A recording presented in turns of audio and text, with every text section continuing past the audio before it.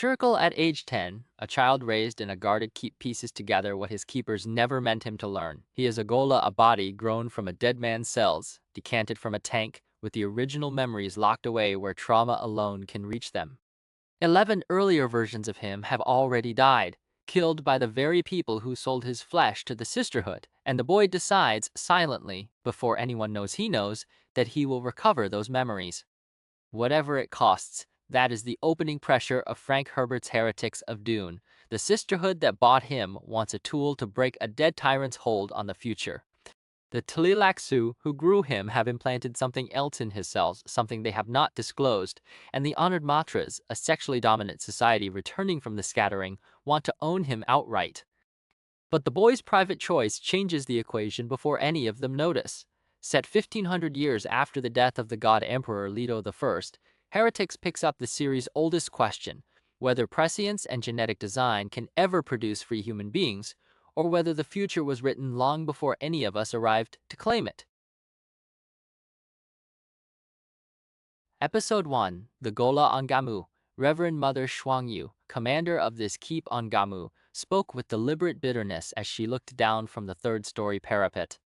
Taraza told you, did she not, that we have gone through 11 of these Duncan Idaho gholas? This one is the 12th. The imprinter Lucilla absorbed the words with a short nod. Gone through as if the previous 11 were bolts of cloth used up and discarded. She studied the child below on the enclosed lawn. He appeared about 12 standard years, though with a ghola not yet awakened. Appearance could deceive. At that moment, the boy looked up, saw the two watchers, and returned his attention to his game with an air of complete indifference. The commander did not soften what came next.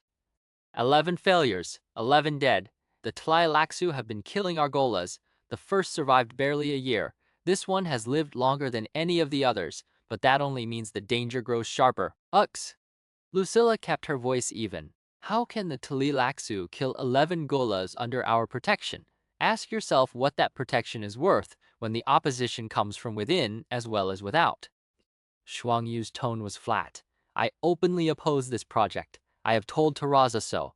The Sisterhood should not be playing politics with a ghola of Duncan Idaho. Lucilla felt the cold weight of the words settle in her chest. A reverend mother openly declaring opposition to the Mother Superior's project that was not dissent. That was heresy made visible. There is something else you should know, Shuang Yu said. A girl on Rakis, her name is Shiana Brug. She can control the giant worms. Lucilla turned from the parapet. The information landed hard. Rakis, the desert planet of the god emperor, the only place in the known universe where the great sandworms still lived. And a child who could command them. Control them how? She rides them. She stands before them and speaks, and they obey. The priesthood treats her as a living saint. The sisterhood is watching her, of course. The implication hung unspoken between them. The Ghola project and this worm-riding girl were connected in some design that only Mother Superior Taraza fully understood. Lucilla was being sent into a web whose center she could not yet see. The commander turned from the parapet. She had delivered her warnings. What came next would be the imprinter's burden to carry. The prisoner's garden. The boy on the lawn was named Duncan Idaho. Though he did not yet know he had been named that 11 times before, he knew only to keep its high walls, its locked doors, its constant watchers. The old Bashar, called Miles Teg, trained him in combat and strategy. The sisters trained him in languages, history, the precise control of muscle and nerve, but no one told him why. He was 9 years old the night he found the fungus-smelling tunnel that led out to an old pillbox on the keep's perimeter. It was not escape he wanted. Not really just a place where no eyes watched him, where he could sit in the darkness and breathe air that did not taste of sisterhood discipline. They found him at dawn. The commander's lips went thin and white. She did not punish Duncan directly, not directly. Instead, she punished the guards he had befriended, the ones who sometimes slipped him extra fruit, who answered his questions about the outside world, who treated him less like a prisoner and more like a boy. Duncan watched them being led away, their faces blank with the particular blankness of people who know their lives are being broken. He did not understand yet what he was seeing, only that it was his fault. The old Reverend Mother Tamerlane came to him later. She sat beside him in his room, her ancient eyes looking through him to some distant point. Do you understand what Xuanyu did? She punished them because of me. She punished you through them. That is the Bene Gesserit way of a major punishment. We call it a sacrificial banquet. The lesson is not the punishment itself. It is the dessert that comes at the end, the moment when you understand fully what you have done, what it cost, and that you can never undo it. That recognition locks the lesson in place forever. Duncan stared at her. She hurt people who were kind to me. Yes. To teach me a lesson. Yes. Then I hate her. Tamale nodded, her expression unchanged. I believe that is the intended response. Something crystallized in the 9-year-old boy at that moment. He did not shout or weep or rage. He simply placed Shuangyi's face in a particular room of his mind and locked the door on it. He would learn silence. He would learn patience. He would learn everything they taught him, and he would watch. The library discovery. A year passed. The boy turned 10, though no one celebrated his birthday because no one knew exactly when he had been decanted from the Tleilaxu axolotl tank. He trained with Teg in the practice room. He absorbed languages and history. He learned to read the minute shifts of facial expression that betrayed a sister's true feelings beneath the mask of control. Oh, and he spent every free hour in the keep's library. The sisters encouraged this. A curious student was an easy student. They did not monitor which records he accessed because the library was carefully curated. Nothing dangerous, nothing that would reveal too much too soon. They underestimated him. Duncan worked methodically. He started with history. The god emperor Leto Thirst Eye, who had ruled for 3,500 years and whose death had scattered humanity across the universe. He learned about the fish speakers, the all-female army the tyrant had created. He learned about Rakis, the desert world where the great worms still ruled. He learned about the famine times, the scattering, the slow re-emergence of the old power structures. And then he came across a reference to the Tleilaxu. The Bene Tleilaxu are masters of genetic manipulation, the only known producers of gholas flesh grown from the cells of a dead person, a body without its original memories. The word caught him like a hook. Ghola. He had heard it whispered once. 2 sisters in a corridor who fell silent when they saw him. He searched deeper. A gholas' original memories can be recovered. The process is not fully understood, but accounts suggest that extreme psychological trauma may ignite the latent memory patterns in the new brain. Duncan sat very still in the library's filtered light. He thought about the way Xuangyu watched him, the way Teg refused to answer certain questions, the way he sometimes saw faces in his dreams that he had never seen in his waking life. He thought about the mother image that sometimes flickered at the edge of his vision, a woman's lips forming words he could not quite hear. Duncan, my sweet Duncan. He was 10 years old, and he knew. He was a ghola. He had lived before. He had died. But he knew one thing with absolute certainty. He would recover those memories. Whatever trauma was required, he would find it and walk into it. For he would become whole, and then he would be no one's tool. He closed the library screen and walked back to his room. His face showed nothing. The sisters had taught him well. The old man in the garden.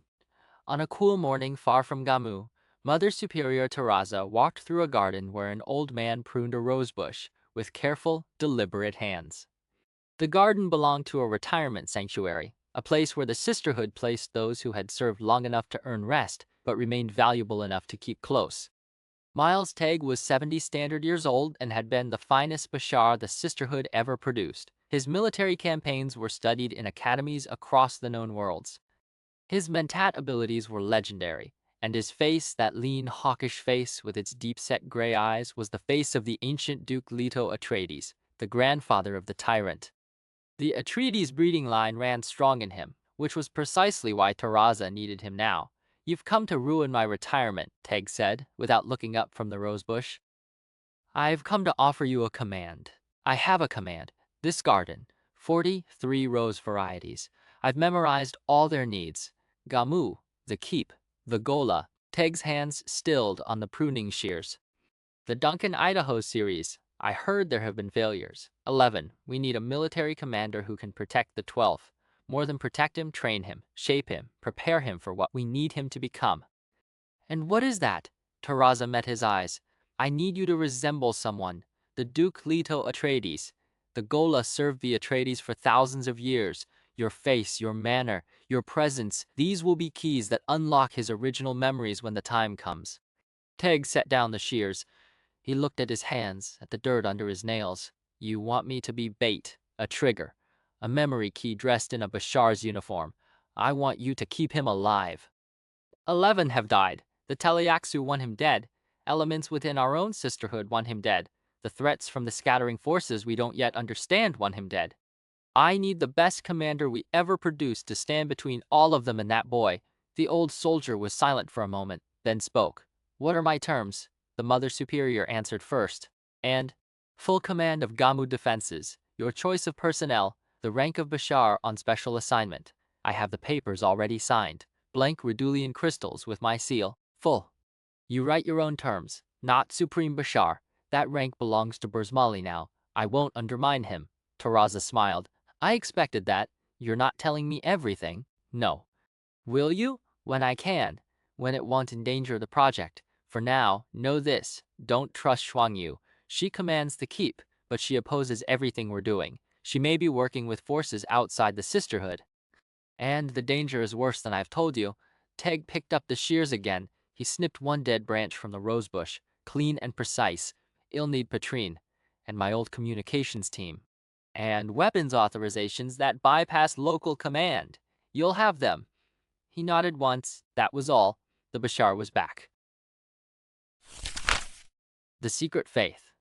On the Tleilaxu homeworld, in a garden that made Teg's retirement sanctuary look like a weed patch, a small gray-skinned man completed his ritual cleansing and prepared to address the 9 counselors who shared his power.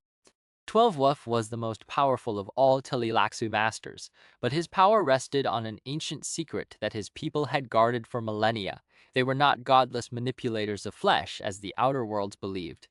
They were the true keepers of the faith, the descendants of the Zensuni wanderers who had carried the great belief across the stars. Every manipulation, every genetic transformation, every face dancer infiltration, all of it served the divine purpose.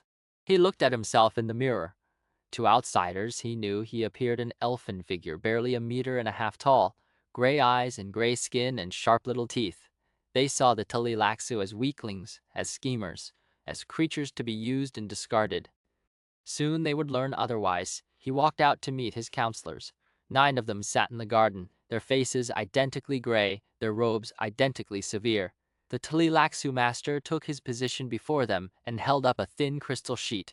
The Atreides Manifesto, he said. The counselors stirred. The manifesto had been circulating for years now, a philosophical text of extraordinary power. Its first line read, "In the beginning was the Word, and the Word was God." But it was not a religious text, or not merely that. It was a weapon. It undermined every belief system it touched, dissolved the certainties that held societies together, opened doors through which new ideas could walk. It was written by an Atreides, he continued, a single author from that cursed bloodline, and it is the gift of God to us. We will spread it unchanged. We will arm the faithful with it.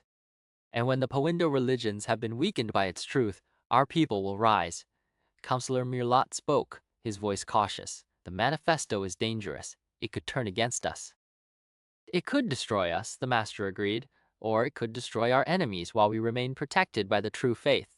The choice is ours, but I will tell you something more. He paused, letting the silence gather weight. Our new face dancers have infiltrated the highest councils of Ix. They have replaced leaders among the fish speakers. The Pawinda do not know. They cannot detect our new creations. We have ears in places that have been closed to us for millennia. The counselors absorbed this in silence. Face dancers who could pass undetected among the most sophisticated security systems in the known universe. This was power of a new order. The honored matress will remove the Bene Gesserit for us, he continued. The witches are already in retreat. Their Ghola project on Gammu is a desperate attempt to regain what they have lost. We will let them struggle. We will watch. And when the moment comes, we will take what is ours. He looked at each counselor in turn. Arm the faithful. Spread the manifesto. The time of the Tleilaxu ascendancy is at hand. The woman with orange eyes, the honored maître, sat in a sling chair in a copper-walled room, waiting for the Tleilaxu master with the stillness of a predator. She wore orange-tinted contact lenses that made her eyes seem to burn.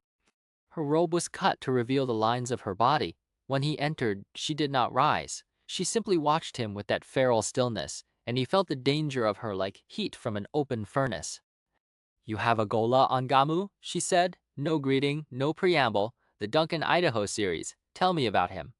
Waff's body had been trained to kill before his mind could form the thought. 2 dart throwers were hidden in his sleeves, sealed against snoopers, keyed to his reflex patterns. But something in her voice made him hesitate.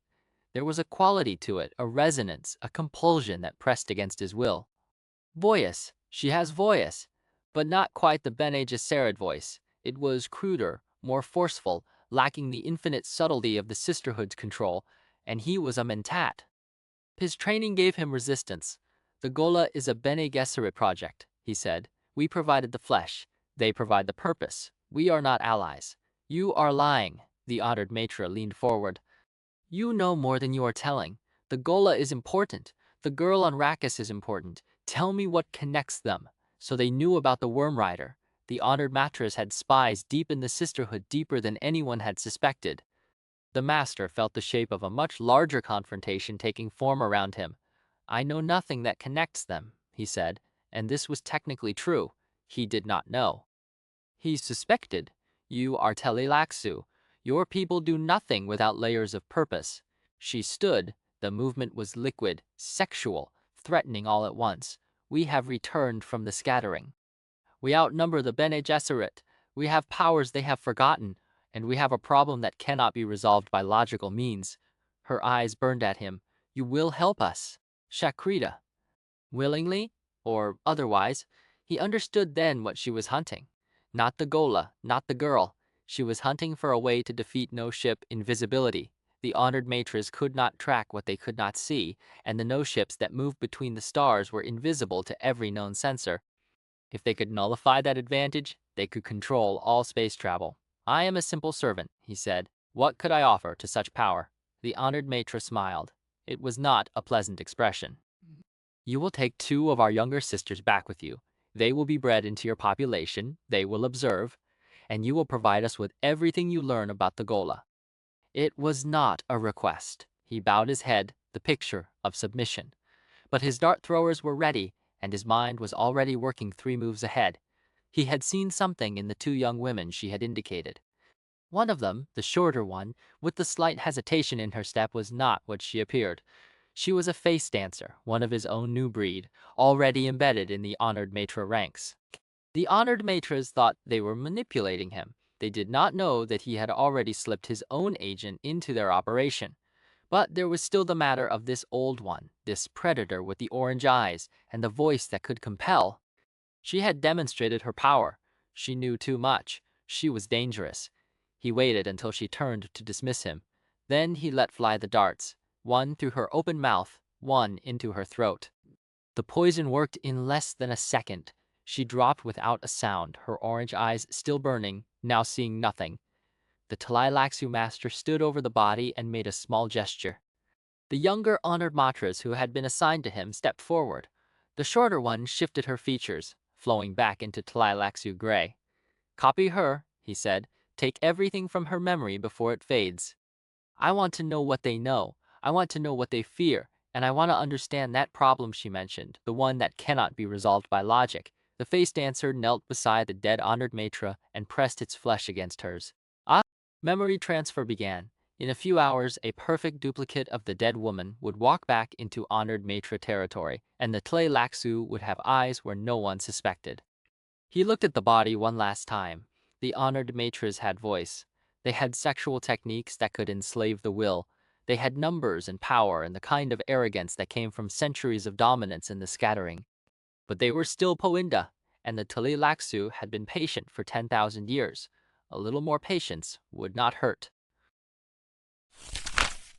The girl who rode the worm. Shiana Brew was 8 years old the morning her village died. She was out in the desert with the other children, hunting for signs of mélange, the spice that made Rakis the most valuable planet in the known universe.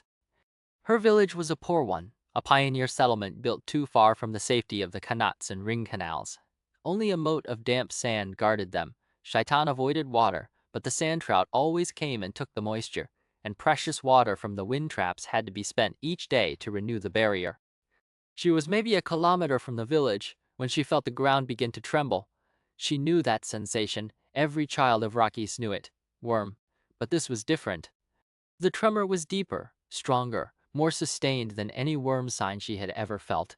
She turned back toward the village and saw the dune beyond it begin to shift, to slide, to collapse. A pre-spice blow. The village had been built directly atop a pre-spice mass melange, so concentrated that the pressure of the sand above had finally triggered an explosion of gas. The worm came for the spice. The village was simply in the way. She watched the huts collapse. She watched the wind traps topple. She watched the people, her parents, her aunts and uncles, her friends running, screaming, falling. The worm's enormous maw opened, and the whole village slid into it, sand and bodies and everything she had ever known. Something broke in her, not reason. Reason had no place in this. The thing that broke was the barrier between terror and action. She ran toward the worm. She ran toward the creature that had just eaten her world. She scrambled up its great segmented body, finding handholds in the rings, pulling herself higher and higher until she stood atop the monster. And she screamed, "Damn you, Shaitan! Damn you!" The worm stopped. It simply stopped moving. Its great body went still, and then, impossibly, it turned. It turned away from the destroyed village, away from the pre-spice blow, and it began to travel east toward the city of Keen, a day's walk for a healthy adult. The worm carried the child there in less than an hour. When it finally slid to a halt outside the city's perimeter and backed away into the desert, Shiana was still standing. Her hands were bleeding. Her voice was gone. She did not know what had happened. She only knew that she was alone, and that the thing that had killed her family had obeyed her. The priests found her within the hour. They knelt before her in the sand. "Child of Shai Hulud," they whispered, "the divided God has sent you to us." She looked at them with eyes that had seen too much. She did not correct them. She did not tell them that she had cursed their God, not blessed it. She simply let them lift her up and carry her into Keen, where her new life would begin. The Test of the Worms. 3 years passed. The worm rider lived in the high priest's quarters, surrounded by servants and theologians and the constant hungry gaze of the faithful. They called her the child of Shai Hulud. They brought her offerings. They asked her to intercede with the divided God. She learned to dance the dance of propitiation, a ritual so old that no one remembered its origins. The steps had to be at least 100 heartbeats apart, each movement unique, never repeating. She danced until her muscles screamed and her mind emptied of everything except rhythm and sand and the presence of something vast beneath the surface of the world. The priest debated her. Was she truly divine? Was she a sign that the divided God was returning to reunite with himself? Or was she something else, something dangerous, something that should be studied, tested, controlled? High Priest Tuke ended the debate by ordering a test. They took her out into the desert and planted a thumper. The rhythmic pounding drew worms the way blood drew sharks. 2 worms came, each perhaps 30 meters long, small by the standards of the deep desert, but still capable of swallowing an entire building. They stopped when they saw the girl. They simply stopped, their great mouths open, the furnace heat of their breath washing over her. Shiana did not run. She did not cower. She pointed at the priest thopter hovering nearby and said, "That's what they want. They want to see if I can control you." The worms did not move. "Go away," she said. The worms made a sound in the desert, a low, grinding, subsonic rumble, and then they turned and slid back into the sand, leaving only their tracks behind. No one doubted after that. The girl who could command Shaitan had come to Rakis. What that meant, no one could say, but the Sisterhood was watching. The Tleilaxu were watching. The honored Matras were watching. And in a keep on Gammu, a boy who did not yet know his own name was growing toward the moment when all these threads would pull tight. The assignment of Adrade. Darwi Adrade stood before Mother Superior Teraza in the morning room and felt the weight of the assignment settling on her shoulders before it was even spoken. She had known Teraza too long not to recognize the signs. The Mother Superior's eyes were measuring, calculating, weighing Adrade against some internal scale. "Rakis," Teraza said, "you will go to Rakis." Odrada absorbed this. Rakis meant the girl. Rakis meant the worms. Rakis meant the tyrant's long shadow over everything the Sisterhood had become. The girl Shiana is central. Taraza continued. We need eyes on her. We need control of her. The priesthood is unreliable. The Tleilaxu have their own designs. You will take command of our presence there and ensure that Shiana serves the Sisterhood's purposes. What are those purposes? The Mother Superior did not answer directly. Instead, she spoke of the cellular structure of the Bene Gesserit, the hard vertical and horizontal barriers that separated each cell from every other, so that no one sister knew more than her mission required.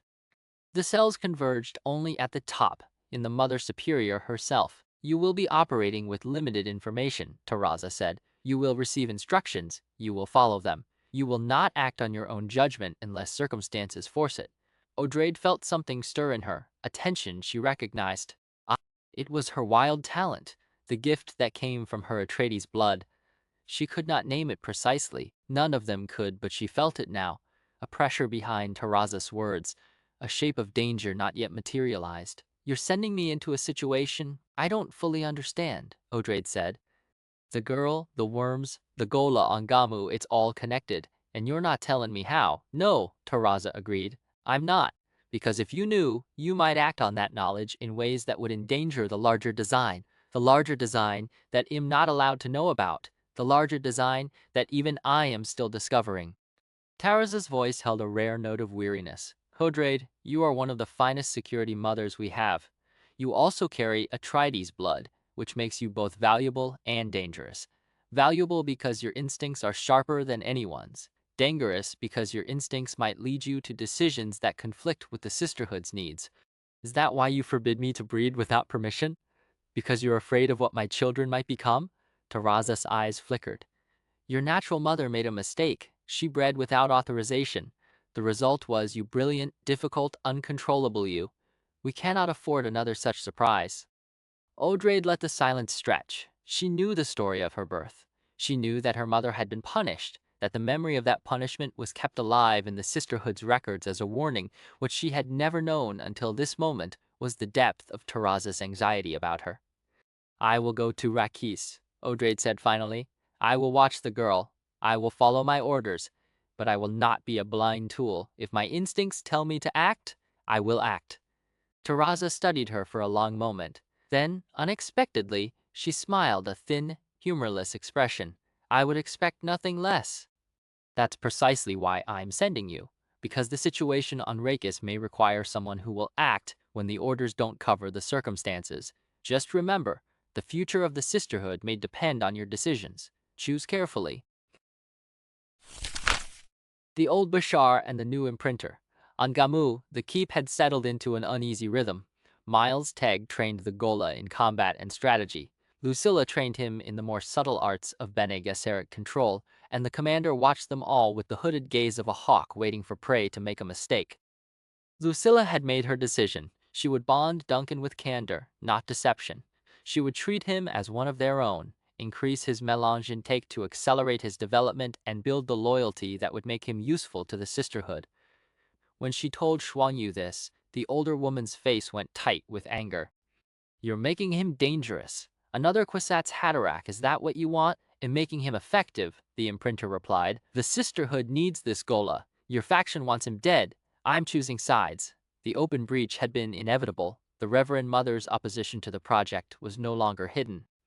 She believed the Ghola was a mistake, that Taraza was leading the Sisterhood into disaster, and that the wiser course was to terminate the experiment before something uncontrollable emerged. Duncan, meanwhile, had become a puzzle that none of them could solve. At 15, he moved through the keep with the controlled awareness of a much older soldier. He absorbed every lesson.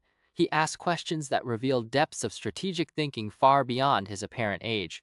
And he had begun to use the forbidden window, a window in a disused corridor that looked out toward the city of Isai, toward the world beyond the keep's walls. He did not try to escape. He simply stood and watched, and in his eyes was something that Lucilla could not quite read. She thought it might be calculation. She thought it might be longing. She did not realize that it was memory, or the shadow of memory, reaching toward him from the life he had lived before. One evening, Duncan saw something in his room, a vision, a woman's face forming on the wall, her lips moving, her voice a whisper that he could almost hear. Duncan, my sweet Duncan. His mother. a mother he had never known in this body, but whose face was burned into cells that had been decanted from a dead man's flesh. He understood then what the Bene Gesserit wanted from him. They wanted the original Duncan Idaho, the swordmaster of the Atreides, the man who had served Paul Muad'Dib and the tyrant Leto Idai across millennia of Ghola lives. They wanted his skills, his loyalties, his memories, and Lucilla was supposed to bind him to the sisterhood through love. Through the sexual imprint, the technique that made imprinters the most dangerous weapons in the Bene Gesserit arsenal. Duncan looked at the fading image of his mother and made a vow. He would learn everything the sisters could teach him. He would use it to escape, and if Lucilla tried to bind him, he would kill her. The capture ploy. Taraza summoned Teg to a guild transport in orbit around Gammu. It was a trap, of course, but not the kind Teg expected. He arrived armed, alert, his mentat senses screaming danger. The smell of shear in the Mother Superior's quarters told him she had prepared for an Ixian probe. The subtle wrongness of the crew's movements told him they were being watched. When Taraza spoke the code word appreciated, he knew they were under surveillance by enemies who would kill them both if they showed weakness. He bluffed his way through. A pulsatimer, a device that could trigger explosives, was supposedly implanted in his skull. He let the Watchers believe he was willing to destroy the transport and everyone aboard if they moved against him. The bluff held, the crew backed down. Only afterward, in the relative safety of a lighter descending toward Gammu, did Taraza explain, we allowed ourselves to be captured. It was the fastest way to reach you. The situation is worse than any of us expected. The honored matres are moving. Xuan Yu's faction is stronger than we thought, and there are forces from the scattering that even I don't fully understand. Teg absorbed this with the flat expression of a mentat processing hostile data. You risked yourself and the sisterhood to reach me directly. Why? Because the Ghola must be awakened young. It is necessary, Miles, deadly necessary, and I needed to tell you that in person, without Xuan Yu's ears hearing it. What else? Taraza glanced at Odrade, who had accompanied her. Tell him. Odrade met Teg's eyes. She was aware, with a sudden sharp clarity, that this man was her father, a relationship she had never been permitted to acknowledge. The sisterhood had taken her from her birth mother, raised her in the Sea Wretch, trained her in the disciplines, and never once had they told her who her father was. But she had learned, she had always known. I am one of your daughters, she said. Teg's expression did not change, but something moved behind his eyes. I know, he said, and the Atreides Manifesto, the document that is spreading across the known worlds, undermining religions, preparing the ground for something I am its author. I wrote it at Teraz's orders, following her detailed instructions. Now, Teg's control cracked, just slightly. You wrote the manifesto, the sisterhood needed a philosophical weapon, something that would dissolve old belief structures and make room for new ones. Something signed with the Atreides name, because that name still carries power. Odrade paused. You are being prepared for a role, Bashar. I don't know what it is yet, but when the moment comes, you will recognize it, and you will have to make a choice that is purely human, not shaped by sisterhood conditioning. What kind of choice? I don't know, Odrade said. No one does. That's the point. It has to be free. Teg looked from Odrade to Taraza and back again. He was a mentat. He could see the patterns forming around him, patterns of manipulation, of long-term planning, of forces being positioned for a confrontation that had not yet taken shape. He did not like what he saw, but he was also a soldier, and his orders were clear. I'll train the Ghola, he said. I'll protect him, they'll prepare him for whatever you're planning. But if the choice you're talking about ever comes to me, I'll make it on my own terms. That's all we ask, Taraza said. The face in the courtyard. The attack came on a day when the Gammu sun was high and the shadows were short, and no one expected violence to walk through the gates in the shape of a friend. Lucilla had been watching Duncan train. She had been thinking, with a familiar sourness, about the sexual imprint. She was supposed to perform the bond that would tie the young Ghola to her, make him dependent on her, and through her dependent on the sisterhood. She did not want to do it.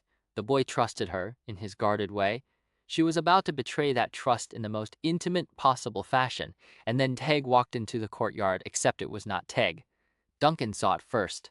Something about the walk, the set of the shoulders, the way the eyes moved. That's not him, he said. The false Teg raised Alaskan. Duncan moved. The speed of it was not human. He seemed to float in the air, twisting away from the Laskin bolt with a grace that the imprinter had never seen in any student. The bolt seared past him and struck the wall. Then the real one came through the side door, the Bashar, his own weapon already tracking. The face dancer died before it could fire again. Teg's last gunbolt took it in the head, and the creature's features melted as it fell, flowing back from the familiar Atreides face into something gray and anonymous. But it had worn Teg's uniform. It had known the layout of the keep. It had bypassed security that should have been impenetrable. The old soldier looked at the body, and then at Lucilla. A guard from Shuang Yu's contingent is dead in storage. The face dancer copied his memories and mine from him. The commander's people let this happen. Whether she ordered it or merely permitted it, the breach is hers. Lucilla's training took over, and she was already scanning the courtyard for other attackers, her body moving to shield Duncan. "We need to evacuate. If one got in, I've cleared the wing." Teg's voice was flat, professional, the voice of a commander in combat. "Patron and I had a bad time of it, but the attackers and their no ship are destroyed. I also destroyed Shuang Yu's quarters." The imprinter stared at him. "You destroyed her quarters?" "To frame her as a target. She can't object without explaining why she wasn't there when the attack came, and when she left her post, she gave me the opening I needed." He turned to Duncan. "You did well. You recognized the imposter." "He walked wrong," Duncan said. "You walk like someone who knows where every threat is." "He walked like someone looking for one." Teg almost smiled. "Good. Remember that. It will keep you alive." Then he was all business again. "We're leaving the keep. Now, Shuang Yu will be back within minutes, and when she comes, she'll try to lock us down. Patron has prepared an escape route. The imprinter, take the Ghola and go. I'll cover our withdrawal." "What about you?" Lucilla demanded. "I'll follow. But if I'm delayed, you keep moving." "The forest." The route I marked. "Trust Burzmali when you find him." As if summoned, Patron appeared in the doorway. Old, solid, loyal Patron, Teg's most trusted aide. He carried a heavy lasgun and the expression of a man who had already accepted his own death. "I'll draw them off," Patron said. "They'll follow me." The Bashar's face went still. "Patron, it's been an honor, Bashar." Patron met Teg's eyes. "Go, keep the boy alive." Teg held the old soldier's gaze for one long moment. Then he nodded. It was the nod of a commander who had been given a military necessity, not a choice. He turned and pushed Lucilla and Duncan toward the south corridor. They ran. Behind them, they heard the sound of Patron's decoy vehicle starting up, its engine roaring as it raced out of the keep's main gate. Later, they would learn that he led the pursuit into an ambush of his own making, one old soldier against a dozen attackers, buying them the hours they needed. They ran into the forest, the three of them, the old Bachar, the imprinter, and the Ghola, who did not yet know who he really was. Behind them, the keep burned. Ahead of them, the no-globe waited a Harkonnen's secret buried in the wilderness for millennia, a place where they could hide from eyes that watched from orbit. The hunt had begun. The Fortnite. Episode 2, The Worm and the Word. On the fourth night of flight, Teg stopped motionless under the trees, head bowed. The imprinter watched. She had never seen the Bashar do this, simply stop, as if the machinery of his body needed to be wound again. "Patron knew this forest," he said. "He walked me through it 30 years ago. He said someday the knowledge might be useful." He didn't want comfort. He wanted clarity. The clearest thing in the forest was Patron's absence, the old soldier who had driven the decoy ground car out the main gate into an ambush of his own making. "He just looked at me and said, 'It's been an honor, Bashar,' and I let him go." She heard something in his voice she had never heard, a controlled admission of pain that had become a physical fact. There was no other way. She said, "I know. That's what makes it worse." He began walking again. The no-globe was hidden in a fold of hills the Harkonnens had once used as a secret observation post. Teg found it by memory and by claw marks he had scratched into the bark. At the approach, they crossed a patch of burnt earth, the scorch pattern of a no-ship takeoff, a decoy set by Patron. "Decoy," Teg said. "Patron's idea." Duncan knelt and touched the burnt earth. He thought of everything. The entrance was a slab of fused stone. The old Bachar pressed his palm to an outcrop, spoke a word in Old Galak, and the slab sighed open. Entering the Harkonnen darkness, lights came on as they entered. Not a bunker, but a museum, a Harkonnen dream preserved in null entropy fields. The great hall vaulted 30 meters overhead, lined with griffin bas-reliefs picked out in gold. Duncan stopped rigid. "These people," he said, voice hoarse. These filth, they made this place to celebrate themselves while it's just a building, Teg said. We're here to use what they left. Duncan turned. In the yellow light, his young face looked ancient. I can feel them, the things they did. It's like something pressing against the inside of my skull, trying to get out. The imprinter and Teg exchanged a glance. The reawakening was close. They found 21 skeletons in a sitting room the artisans killed to preserve the no-globe's secret, each skull crushed by a deliberate bludgeon. Storage bins held lasguns that still hummed, shield generators, a sealed case of antique Sardaukar knives. The Harkonnens murdered the people who beautified their own hiding place, Duncan said. No honor among them, that's why they lost, Teg said. In the days that followed, the old Bashar worked Duncan through combat drills. The Ghola's muscle memory came from somewhere else entirely. He absorbed techniques with frightening speed, but every form had a gap, a deliberate absence that left him hungry and sleepless. You've surpassed me in blade work, Teg said one afternoon, but you feel something missing. Duncan lowered his practice knife. A hole where something should be, the skills are incomplete, designed to create exactly that hunger. The only way to recover your original memories is through trauma, severe physical and emotional pain. The gaps build vulnerability. When combined with a sufficiently intense shock, the cellular barriers break. Duncan absorbed this. You're gonna hurt me. Yes, and the imprinter. She's supposed to bond me to the sisterhood afterward. That's the plan. I'm not going to let it happen. You'll recover your memories as a whole man, not a broken one. Teg retrieved his practice blade. Get up. We're finishing this now.